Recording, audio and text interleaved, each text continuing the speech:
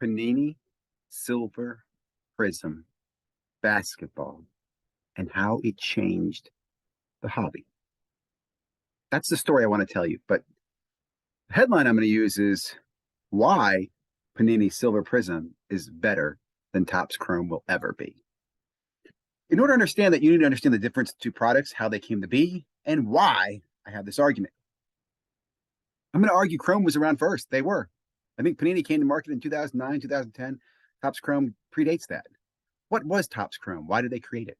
Well, again, if you look back in the history of sports cards, you will find, and I researched this, is that after the junk wax era, you had a lack of confidence in the collecting or slash hobbyist community.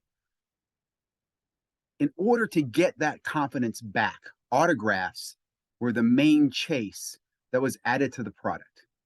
Product manufacturers had to put something of value in a product. They knew they just couldn't manufacture value. They just couldn't print a bunch of cards and collectors go, okay, that's worth this much value. There was a floor or ceiling to that. So the autograph, the numbered autograph, the refractors, and actually I should take a step back. Refractor, I think, was the first term used, which later became Prism.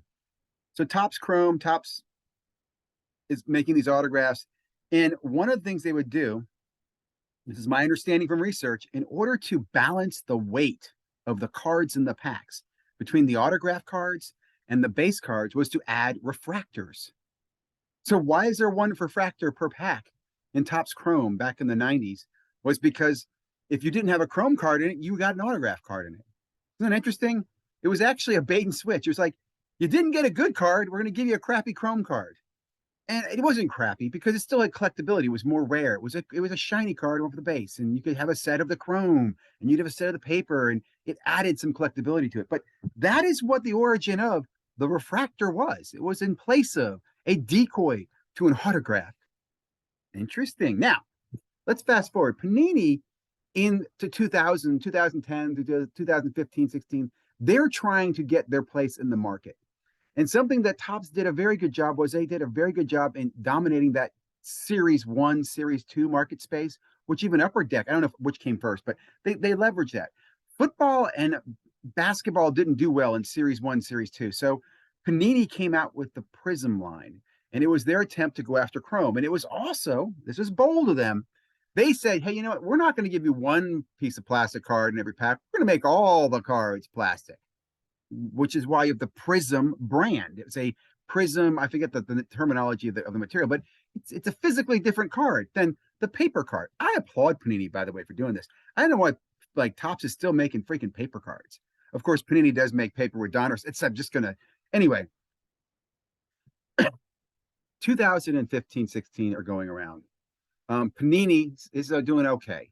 And it's really rookie by rookie year. Now, at the time, the big rookie coming out was Ben Simmons, man. Everybody was talking about Ben Simmons, LSU, 1 year there, some phenom coming out of, I think, Australia. This guy's going to change the world.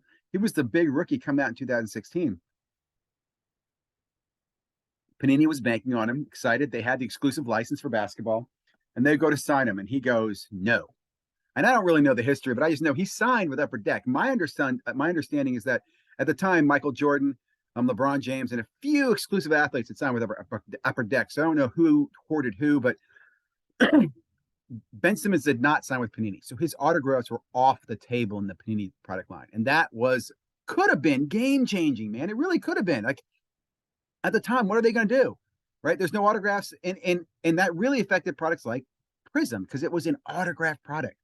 Again, you still were chasing autographs at this time. Rookie cards were cool, but autographs were what you wanted. So Panini, and I will say they had the Prizm Silver, but this is the first year the value of the Prizm Silver took off. Now, there's a conspiracy story about shill bidding and people propping up the price, but what I can tell you in 2016 from participating in this market at the time was I remember being in breaks and people were chasing Ben Simmons. And the reason is if you got a Ben Simmons Silver, it was an easy $100 in cash raw. Easy. Okay, we're talking the Ben Simmons Silvers, easy. And I want to say this is the first time I saw graded cards where a graded Ben Simmons Silver broke $1,000 in the aftermarket, the eBay comp world. Now, this is a big deal, guys. $1,000 for a non-rookie autograph or numbered card was the Ben Simmons Silver Prizm. It's the first card to break that, to set that mark. Holy smokes. And what this also did is it started one of the retail rushes. And so a few things are important about this Panini Prizm Silver. It sets some records by making it $100 raw card that you can find in a hobby and in retail. And if you grade it a 9.5 from Beckett, because that's who you used at the time, interestingly enough, you could make $1,000 off this card. And there was no undercutting of it because there was not going to be an autograph coming in any of his other sets. You see what I'm saying? Like, this was the creme de la creme. In fact, I remember one of the big chases that year was Panini did a first off the line flawless, and there were two Diamond Gem Ben Simmons, unique cards. Two of them, one of two and two of two. That was the big chase in that product. I mean, huge chase, kind of like the triple logo man was recently. And my friend hit that in a break. I remember watching the break, big breaks basketball. Chris is the guy who hit it. I still talk to Chris. I get called Chris today. He probably still has that card, man. I think it was selling for around 20,000 at the time for that card, which was huge. I remember getting that first off the line box in first off the line myself. And I sold that for, I want to say I sold it for like $2,500. I bought it for $1,500. Sold it to Blowout for $2,500. Use the money to buy Prizm boxes. Anyway, I digress. But my point to this, my argument, guys, why Prizm Silver is so important is that later on, after that, 2017, 18, it was the chase card in the retail. It became the chase card throughout. In fact, it crossed over for the first time in football. And this was a big thing too. You have to understand, 2017, no one cared about Prizm football cards either, man, because all the rookies were silver Prizms. They were trying to get your attention. Hey, pay attention to this. The only value at that time were autographs in football, or that's where the intention was towards the autographs. But then there was this boom. So what Panini does is they decide, hey, everybody's now going after these silver Prizms. I've seen a spike, and I remember my Mahomes silver Prizms went from like $10 cards to $100 cards raw. Okay, so Panini then makes them. I think they took them out of retail in 2018 altogether and only had them as one per hobby box, which made them very rare to get a silver Prizm. This is where I'll say too that the silver Prizm, it has been so used to influence the market, to cross over the market, right? It went from being very popular in the NBA to being very popular in the NFL because it was licensed Panini products, the Panini Silver Prizm. Okay, this was the bomb. Now, 2020, we get a flood of very wonderful, happy hobbyists who are ignorant to what the hell's going on. And the manufacturers preyed on this. They preyed on this. And I'll even say, let me take a step back. People would prey on this before this. They would put their eBay listings, silver color Prizm. It wasn't the silver, because never see the silver, you have to flip it over and see Prizm on the back as well. You'll see it in little italics, normally on the white print. Anyway, and so the market took advantage, and like everything was a silver Prizm. If it was in Revolution, and because what Panini would do is, if it was a refractor for Panini, if it was in Spectra, if it was in Revolution, they would put Prizm on the back. It was their word, their terminology for refractor. I believe Panini could not use the terminology refractor. I think Topps licensed it. Someone can check me on that in the comments. So again, understand, Panini then started moving the Prizm silver to everything Panini did. And they used that to break into the baseball products, right? And then unlicensed products. And then even Topps started with the refractors, calling them silver refractors, right? And boom, here we are today. Everybody's chasing these goddamn refractors and rainbows and unicorns and monopolies and tiger skins. And if I could see another collaboration, I'm thinking a video game. Like, could you do what's it? Fortnite skin, dude.